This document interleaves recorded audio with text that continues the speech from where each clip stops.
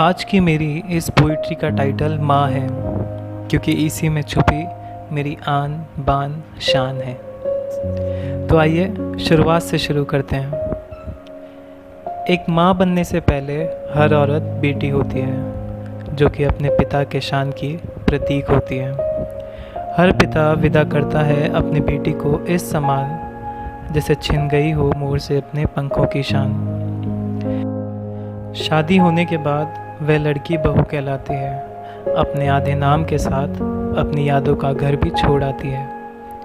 हालांकि आप सभी को पता है ये सब, लेकिन अब यहाँ से मैं आपको माँ का महत्व बताना चाहूँगा।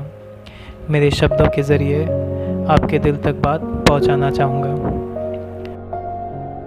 सुना है जब एक औरत एक बच्चे को जन्म देती है तो 200 से ज़्यादा हड्डियाँ एक साथ टूटने का दर्द सहन करती है, और बस यहीं से वो माँ कहलाने लगती है। वो माँ कहलाने लगती है, उस बच्चे के लिए सारा जहां कहलाने लगती है। खुद के शरीर को खराब करके एक नए शरीर को जन्म देती है।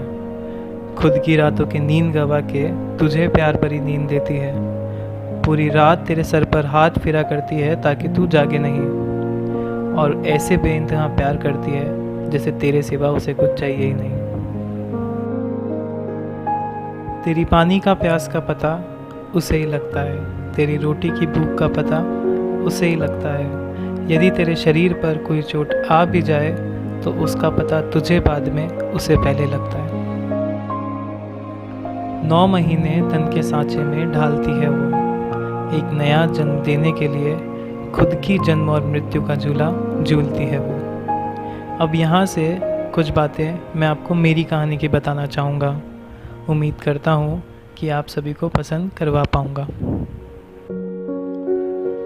मुझे आज भी याद है जब मैं हुआ करता था नर्सरी में, मेरी माँ आया करती थी कड़कती धूप में। इंटरमिशन का वो समय रहता, उन बच्चों की भीड़ में मैं अपनी माँ को देखकर बहुत खुश होता।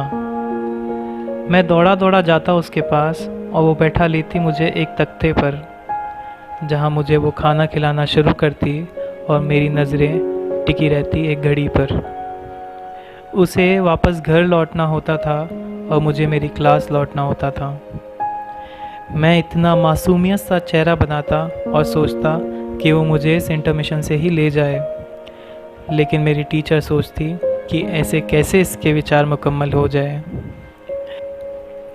मुझे आज भी याद है जब मैं स्कूल ना जाने की ज़िद पर अड़ता, एक वो मेरी माँ ही होती जिनके सामने मैं हर हद पार करता, जिन्होंने मुझे कलम चलाना सिखाया। आज उन पर एक छोटी सी पोइट्री लिख रहा हूँ। उम्मीद करता हूँ कि आप सभी को अपनी माँ की याद दिला पा रहा हूँ। जाते जाते अंत में मैं बस इतना ही कहकर जाना चाहता हूँ कि उसका एहसान तो हमें ज़िंदगी में नहीं उतार सकते हैं, लेकिन उसे दिल में उतार कर ढेर सारा प्यार ज़रूर कर सकते हैं।